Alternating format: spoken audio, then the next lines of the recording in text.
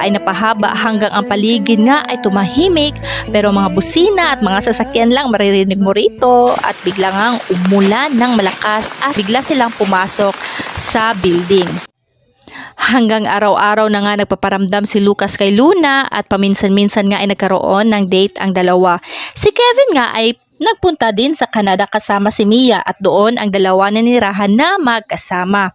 Nagkita-kita ang magkaklase sa araw ng kasal ng kanilang mga kaibigan, din kung saan parehong paaralan ang kanilang pinanggalingan. Samantalang si Luna at Lucas nga ay hindi pa formal na magnobyo at nobya. At kahit gaano katagal pa ay maghihintay pa rin si Lucas sa matamis na oo ni Luna. Dahilan alam niya na mas maligaya si Luna sa kanilang pagiging close muna upang magkakilala pa sila ng husto. At nakikita din ni Lucas sa mga mata ni Luna na isa